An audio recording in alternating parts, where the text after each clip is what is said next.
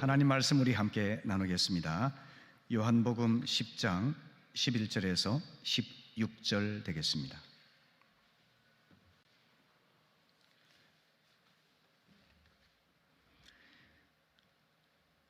나는 선한 목자라. 선한 목자는 양들을 위하여 목숨을 버리거니와 삭구는 목자가 아니요 양도 제 양이 아니라 이리가 오는 것을 보면 양을 버리고 달아나나니 이리가 양을 물어가고 또 해치느니라. 달아나는 것은 그가 삭군인 까닭에 양을 돌보지 아니함이나 나는 선한 목자라. 나는 내 양을 알고 양도 나를 아는 것이 아버지께서 나를 아시고 내가 아버지를 아는 것 같으니 나는 양을 위하여 목숨을 버리노라. 또 이 우리에 들지 아니한 다른 양들이 내게 있어 내가 인도하여야 할 터이니 그들도 내 음성을 듣고 한 무리가 되어 한 목자에게 있으리라. 아멘, 아멘. 네, 오늘은 목자 주일입니다. 교회학교 선생님에서부터 또 가정목장을 이끄는 목자님, 그리고 비신자 전도를 위해 수고하는 성도님들에 이르기까지 영혼을 돌보는 목자님들을 위한 위로와 권면의 말씀을 전하고자 합니다. 제목은 지난주에 이어서 목자와 양이라는 제목으로 두 번째 말씀을 전하기 원합니다. 성경은 인간을 양과 같은 존재라 이렇게 설명하고 있는데요. 시편 23편 1절 말씀에서 여호와는 나의 목자시니 내게 부족함이 없으리로다 한 고백처럼 하나님과 우리 인간의 관계를 양과 목자의 관계로 말씀하고 있는 것입니다. 그럼 왜 성경은 인간을 양으로 표현했을까요? 그것은 양의 특별한 특징이 있기 때문 아니겠습니까? 양은 연약한 동물입니다. 늑대나 사자처럼 날카로운 송곳니도 없습니다. 염소처럼 자신을 방어할 만한 뿔도 없습니다. 시력이 나빠서 앞을 잘 볼 수가 없습니다. 방향 감각이 안 좋아서 길을 자주 잃어버립니다. 그리고 길을 잃게 되면 스스로의 힘으로 돌아오지를 못합니다. 길 잃은 양은 생존의 위기에 빠지게 되는데요. 무덥고 메마른 사막지대에서 물을 먹거나 꿀을 구하기도 힘이 듭니다. 갑자기 날씨가 변해서 폭풍을 맞이하거나 벼락을 맞아서 죽기도 합니다. 곳곳에 위험한 궤국이 놓여 있고 사나운 짐승이나 강도의 위험이 도사리고 있습니다. 그래서 위험한 광야에서 양은 스스로 생존하지 못하기 때문에 반드시 목자의 돌봄을 받아야만 한다는 것입니다. 그래서 성경은 인간을 창조주 하나님을 의지하며 돌봄 속에서 살아야 하는 양과 같은 존재라 이렇게 말씀하고 있는 것입니다. 성도 여러분, 창조주 하나님을 의지하는 믿음으로 살아가면서 하나님의 돌봄 안에서 풍성한 생명을 누리는 모든 성도님들이 다 되시기를 바랍니다. 이사야 53장 6절의 말씀은 우리는 다 양 같아서 그릇 행하여 각기 제 길로 갔거늘 여호와께서는 우리 모두의 죄악을 그에게 담당시키셨도다 이렇게 말씀하고 있습니다. 양이 길을 잃어버리고 방황하듯이 인간은 하나님의 품을 떠나서 자기 생각과 고집대로 살아가면서 고통을 겪고 또 불행과 비극을 경험하면서 마침내 멸망에 이르게 된다는 사실을 경고하고 있는 말씀이기도 합니다. 이런 사실을 기억하면서 주님께서 우리의 참 목자이심을 성경이 말씀하고 있는데요. 오늘 본문 11절 말씀 보시게 되면은 나는 선한 목자라. 선한 목자는 양들을 위하여 목숨을 버린다 라고 말씀을 하십니다. 양을 돌보시고 책임지시며 심지어 양을 위해 목숨을 바치는 선한 목자라고 하시는 것입니다. 그 말씀대로 주님께서는 십자가에서 죽기까지 우리 양들을 위해서 당신을 헌신하시고 희생하셨죠. 우리 또한 주님을 본받아서 목자의 삶을 배우는 견습 목자라 이렇게 말씀드릴 수가 있습니다. 그런데 견습 목자는 훈련을 잘 받으면 선한 목자가 될 수 있겠지만 올바로 배우지 않으면 돈만 알고 양을 건성으로 돌보는 삭군 목자가 될 수가 있다는 사실입니다. 평소에는 삭군과 목자를 구분하기가 어렵죠. 하지만 위험이 닥치게 되면 알 수가 있습니다. 왜냐하면 삭군은 양을 생명으로 생각하지 않고 재산으로 생각하기 때문입니다.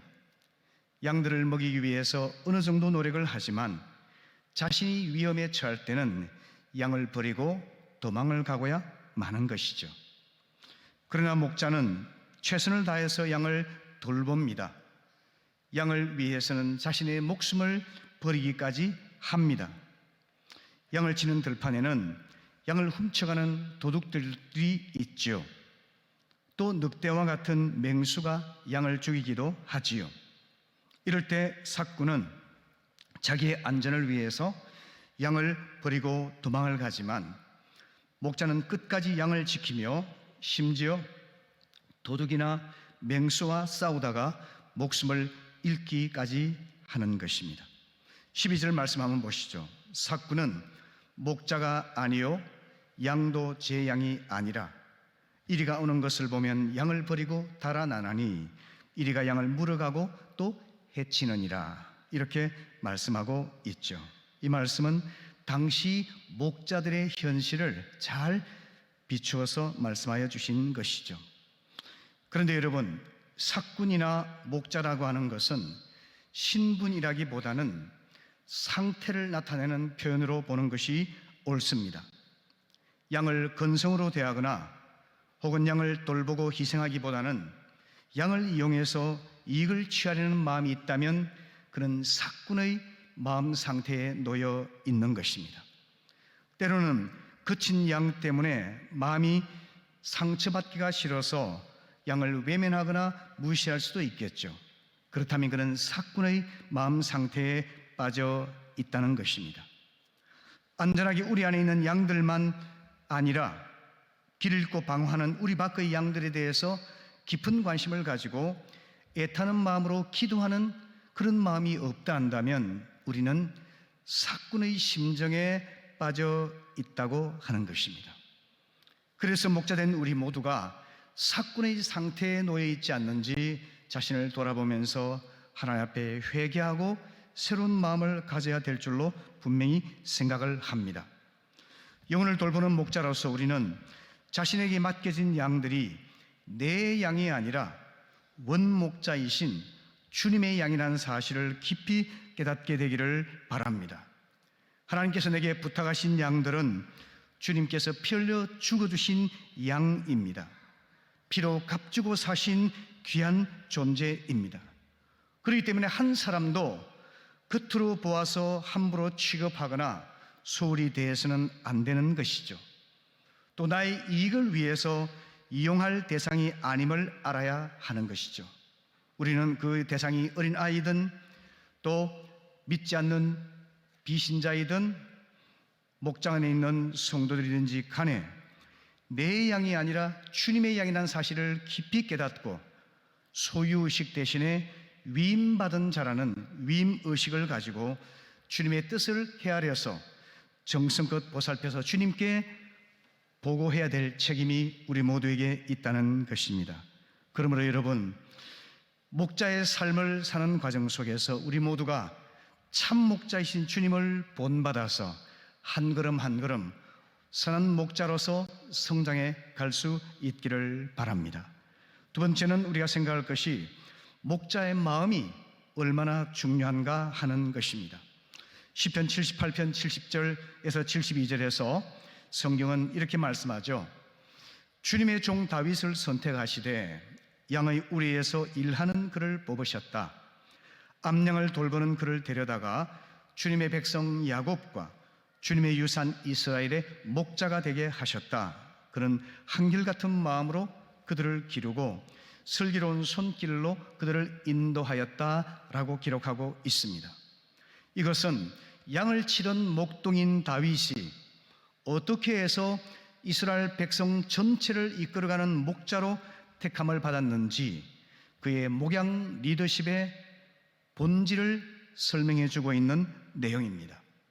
오늘 이 본문에서 목양 리더십에는 두 가지 요소가 있음을 알게 되는데요. 하나는 한결같은 마음이라고 말합니다. 진실하고 성실한 마음 자세이지요. 두 번째는 슬기로운 손길이라고 말하고 있죠. 이것은 양을 돌보는 능숙한 기술을 말하고 있겠죠. 목양의 리더십은 이 두 가지 요소가 잘 어우러져야 하겠지만 특별히 성경이 강조하는 것은 기술 이전에 마음의 상태 또는 태도가 목양 리더십의 핵심인 것을 일깨워주고 있는 것입니다. 우리가 아는 대로 리더십은 영어로 리더십이라 그러잖아요. 이것은 배의 운항을 이끌어가는 리더의 기술을 뜻하고 있죠. 하지만 올바른 마음가짐이 없다면 기술이 소용이 없지 않겠습니까? 그래서 요즘은 리더십을 리더심이라 표현해서 쓰기도 합니다. 목자에게는 목양의 성공적인 결과보다는 그의 마음을 다한 성실하고 진심 어린 과정이 더 중요하다는 것을 우리에게 보여주고 있는 것입니다. 한 예로서 오늘 11절 본문에서 주님께서는 선한 목자가 양들을 위해 목숨을 버린다고 말하지 않습니까? 여기에서 목자에게는 성공이나 결과가 중요한 것이 아니라 한순간 순간 양들을 위해 목숨을 바쳐서 양을 돌아보는 이것이 바로 목자의 올바른 태도라고 하는 것입니다. 뿐만 아니라 16절을 보시게 되면은 이 우리에 들지 아니한 다른 양들이 내게에서 내가 인도하여야 할 터이니 그들도 내 음성을 듣고 한 무리가 되어 한 목자에게 있으리라 말씀하십니다. 우리에 들지 아니한 양이 뭘 엄하게 하십니까? 그것은 길 잃은 양이 되겠죠. 길 잃은 양은 좀 멍한 양이 될 수도 있겠고 또 반항하고 불순종하는 양이 될 수도 있겠고 주의가 산만한 양도 될 수가 있겠고 병약한 양이 될 수도 있었겠죠. 그러니까 이런 양들은 사실상 수고해 보아야 별로 목자에게 득이 되지 않을 만한 양들일 수가 있습니다. 하지만 올바른 목자는 그런 양들을 위해서도 희생을 하고 수고를 능히 감당할 수 있어야 한다는 것입니다. 그것을 잘 보여주는 예로 누가복음 15장에서 주님께서 길 잃은 양의 비유를 들려주시지 않습니까? 이 비유에서 목자는 100마리 양 중에서 한 마리를 잃어버리게 됩니다. 목자는 양을 위해서 최소한의 비상조치를 마련한 다음에 잃어버린 양을 찾으러 떠나게 되지요. 경제적 관점에서 본다면 양 한 마리가 없어져도 99마리가 그대로 있으니까 별 쓸모없는 한 마리 때문에 마음을 졸이고 수고하고 희생할 필요는 없지 않겠습니까? 또 이런 양을 찾으러 나섰다가 시간만 낭비한다거나 99마리가 위험에 빠질 수도 있지 않겠습니까? 나아가서 목자 자신이 위험에 빠지거나 목숨을 잃을 수도 있지 않겠습니까? 이런 여러 가지 현실적이고 합리적인 이유를 동원해서 목자가 이런 양을 내버려 둔다 해도 누가 비난하지는 않을 것입니다. 하지만 목자는 그렇게 하지 않습니다. 이런 양을 찾기 위해 온갖 수고를 다하고 온 산과 계곡과 들판을 헤맨 다음에 찾아서 목자는 어깨에 메고서 돌아옵니다. 그리고 동네 사람들을 다 불러 모아서 양 한 마리 값보다 훨씬 비싼 돈을 들여서 잔치를 벌이게 되는 거죠. 여러분, 이것이 얼마나 비합리적인 일입니까? 얼마나 비효율적이고 비생산적인 일입니까? 얼마나 낭비적인 일입니까? 그러나 이 일을 감당할 수 있는 자가 목자라는 것입니다. 그것은 양의 생명 때문이죠. 양을 이용가치나 재산으로 생각하는 것이 아니라 양의 생명을 소중히 여기고 존재에 의미를 두고 있기 때문인 것이죠. 이와 같이 양 한 마리를 위해서 자기의 목숨을 걸고 온갖 시간과 에너지와 수고를 다 바쳐서 애쓰는 이런 마음을 가진 것이 바로 목자의 참 리더십, 목자의 심정이라고 하는 것입니다. 제가 예전에 소개해드렸던 영지주의 이단 성향의 위경이 있는데요, 위경은 교묘하게 복음을 왜곡하는 거짓된 정경을 말합니다. 거짓된 성경 경전을 말하는 거죠. 여기에서 보면은 이 도마복음이 예수님의 이런 양 비유를 교묘하게 왜곡하고 있는데요, 여러분 한번 들어보십시오. 그 내용에는요, 하나님 나라는 양 100마리를 가진 어떤 목자와 같아. 그들 중에 양 한 마리가 곁길로 갔는데 그 양은 가장 큰 양이었다. 목자는 99마리 양을 남겨두고 그 양을 찾으러 나가서 마침내 그 양을 발견했다. 목자가 양을 찾은 후에 그 양에게 속삭인다. 나는 99마리의 양보다 너를 더 사랑한단다 라고 말이죠. 도마복음의 목자는 하나님께서 똑똑한 자, 강한 자, 돈 있는 자, 이용가치가 있는 자를 편애하신다고 하는 엘리트주의적인 성향을 보여준다고 이렇게 암시를 하고 있는 것이죠. 그러니까 여러분, 재료는 똑같지만 그 내용은 원래 하나님의 마음을 얼마나 심각하게 왜곡하는 이단 사상 아니겠습니까? 오늘 우리 교회도 교리적으로는 올바를지 몰라도 실제 교회 현장에서는 도마복음의 왜곡된 목양관을 그대로 본받고 있는 모습이 있지 않는가, 우리가 깊이 반성해 보아야 하리라 생각을 합니다. 우리 가운데서 가난하고 늙고 병약하고 이런 자들이 과연 우리의 목숨을 걸고 보살펴야 될 대상으로 인식되고 있는지, 또 그렇게 실천되고 있는지 우리는 살펴봐야 하지 않겠습니까? 경제적으로 안정되고 교양이 있고 세련된 중산층들의 우리의 관심이 편중되고 있다면 우리는 하나님의 목자의 심정을 놓치고 있는 것이 아닌가 깊이 생각해 보아야 한다는 것입니다. 이처럼 연약한 사람을 위해서 시간과 물질과 심지어 자신의 목숨까지도 바치는 희생, 어떻게 보면 필요할 경우에는 소를 위해서 대를 희생시키는 거룩한 비생산성이죠. 이것을 실행할 수 있는 심정을 가진 사람이 참된 목자라고 하는 것입니다. 이것을 어떤 사람들은 편애가 아니냐라고 생각할 수도 있을 것입니다. 그런데 여러분, 목자가 우리 밖에 길 잃은 양을 위해 수고와 희생을 다하는 것은 편애가 아니라 선애라고 저는 생각을 합니다. 편애는 치우친 사랑이죠. 그리고 치우친 사랑은 반드시 분열을 가져옵니다. 하지만 선애는 우선적 사랑이죠. 이것은 하나님의 우선 질서에 따른 질서 있는 사랑을 뜻하고 있는 것입니다. 그 결과적으로 하나님께서는 모든 양들이 공평하게 사랑받을 수 있도록 인도하여 주신다고 하는 것입니다. 성도 여러분, 이 하나님의 심정을 알아서 우리는 우리에게 맡겨진 양떼의 형편을 부지런히 살피고 우리 소떼의 마음을 두면서 목자의 삶을 겸손하게 배워갈 수 있게 되기를 바랍니다. 아멘. 그리고 구체적으로 양을 돌보기 위해서는 우리가 어떻게 될까요? 양 목자의 마음을 품고 양을 실제로 돌본다고 할 경우에 필립 켈러가 쓴 양과 목자라는 책이 있는데요, 이 켈러는 아프리카 선교사의 아들입니다. 그리고 평신도로서 평생을 보냈습니다. 그가 선한 목자이신 예수님의 목양 원리를 배우기 위해서 양 30마리를 사서 8년간 실제적으로 목양을 했습니다. 그 결과로 쓴 책이 바로 양과 목자인데요, 이 이야기는 시편 23편의 말씀에 비추어서 어떻게 목양해야 되는지를 자기 경험을 따라서 이야기하고 있는 것입니다. 그 첫째는 뭐냐면 양을 이해해야 한다는 겁니다.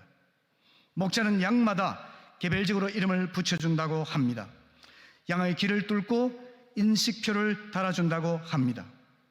양의 이름을 개별적으로 불러주면 양은 목자의 음성을 알아듣고 따라오는 겁니다.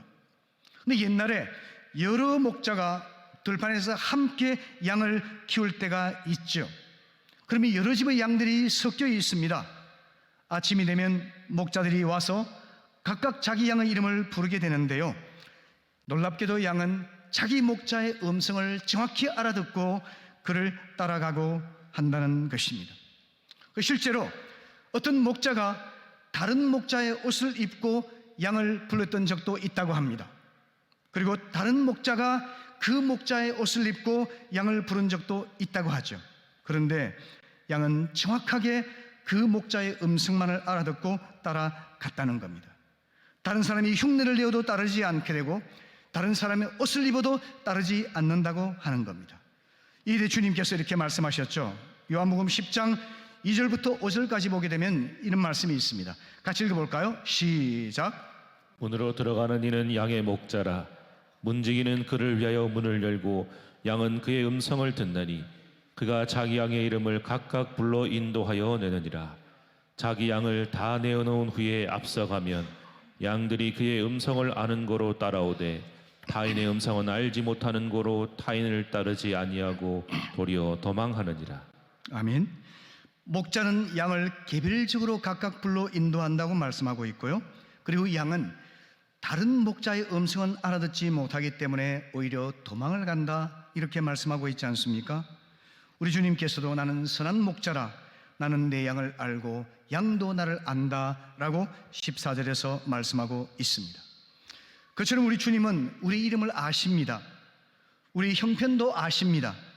주님께서 세리 마태를 알아주셨고 상처받은 사마리아 여인을 아셨고 38년 된 중풍병자의 아픔을 아셨고 마음속에 깊은 죄의식을 갖고 있던 삭개오의 마음을 알아주셨던 것처럼 주님께서는 우리 각자를 잘 알아주십니다. 우리 주님을 본받아서 우리들도 양을 개별적으로 알고 개별적으로 인도할 필요가 있다는 겁니다. 그 사람이 특성이 있습니다. 그 사람이 처한 현실이 있습니다.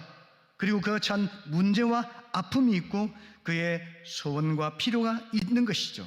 그것을 우리가 알아서 개별적으로 인도하고 개별적으로 파악할 필요가 있음을 우리가 분명히 알아야 한다는 겁니다. 양은 목자가 자신을 얼마나 아끼는지를 알고 난 후에야 비로소 목자를 따른다고 합니다.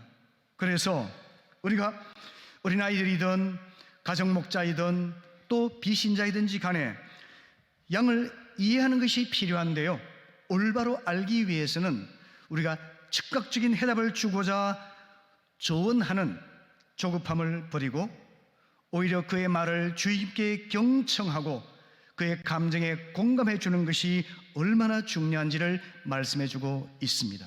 여러분, 내가 이끄는 양을 알기 위해서 소통하되 그리고 대화하되 조언하기보다는 경청하고 공감하는 이런 태도를 가지게 될 때 우리는 양을 알게 되고 개별적으로 인도하며 도울 수가 있다는 것입니다.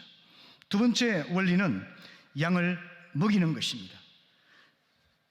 양을 이해할 뿐만 아니라 실제로 양을 돌볼 수가 있어야 된다는 이야기 있죠. 시편 23편 2절에서 그가 나를 푸른 풀밭에 누이시며 쉴만한 물가로 인도하시는도다 라고 이야기하는 것처럼 목자는 양을 인도해서 푸른 풀밭에서 마음껏 풀을 뜯게 합니다. 그리고 누워서 쉬게 만듭니다. 쉴만한 물가로 인도해서 맑은 물을 마시며 이제 충전하게 하죠. 바로 그것을 전제로 해서 주님께서 요한복음 10장 9절 10절에서도 내가 문이니 누구든지 나로 말미암아 들어가면 구원을 받고 들어가며 나오며 꼴을 얻으리라 이렇게 말씀하셨죠. 내가 온 것은 양으로 풍성한 생명을 얻게 하려는 것이라 이렇게 말씀해 주시지 않습니까? 건강한 꼴을 먹여서 풍성한 생명을 누리게 하는 것이 목자의 사명이라는 것이죠. 우리도 마찬가지로 그런 사명이 주어져 있습니다. 무슨 꼴을 먹여야 될까요?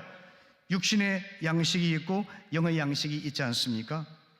사도행전 2장 46절 말씀에서 초대교회 성도들은 날마다 한 마음으로 열심히 모여서 그들이 함께 밥을 먹으면서 교제를 나누었던 것이죠.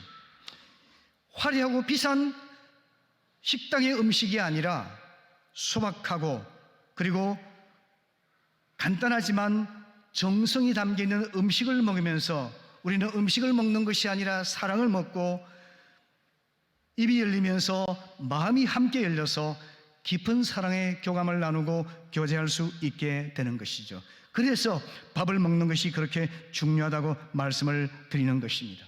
뿐 아니라 우리가 밥을 먹는 것으로 그쳐버린다면 영적인 도움을 줄 수가 없죠. 반드시 밥을 먹는 데서 나아가서 영의 양식을 함께 공급하고 나눠주는 데까지 나아가야만 한다는 거죠.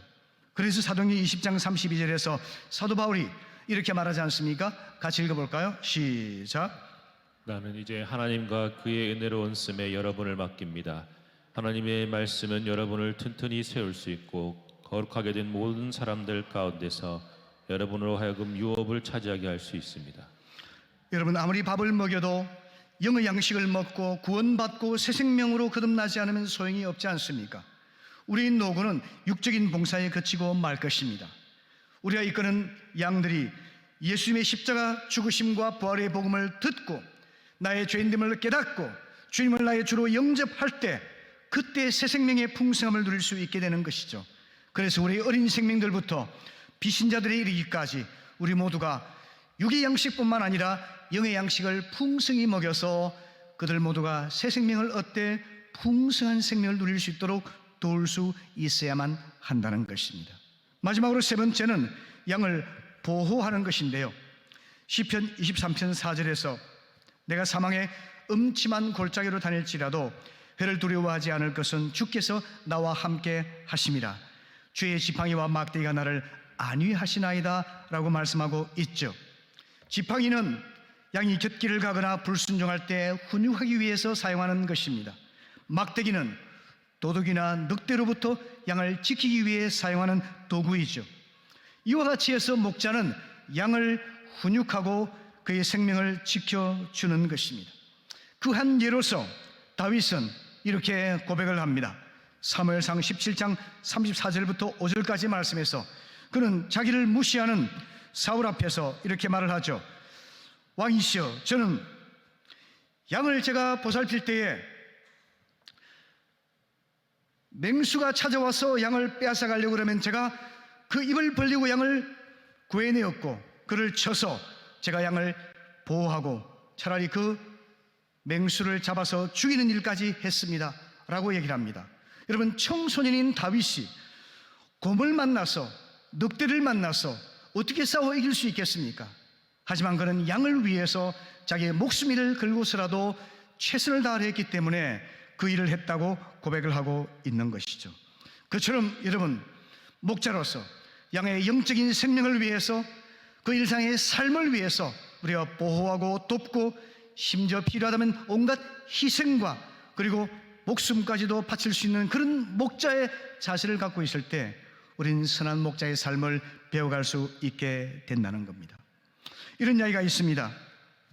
아메리카 원주민인 체로키 인디아는 남자아이가 13살이 되면은요 성인식을 치르게 되는데요. 성인식 저녁 아버지는 아들이 눈을 가리고 먼 길을 떠납니다. 강을 건너서 골짜기를 지나 깊은 숲속으로 들어갑니다.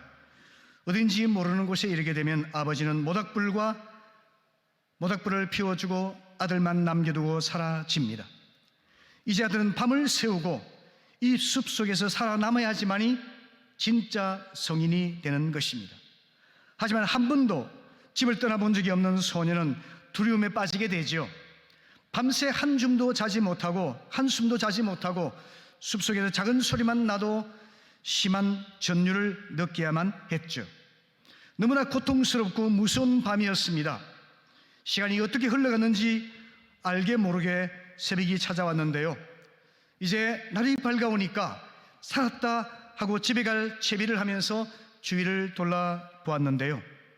얼마 떨어지지 않은 나무 위에 한 남자가 활에 화살을 장착한 채로 소년을 지켜보고 있었던 것입니다.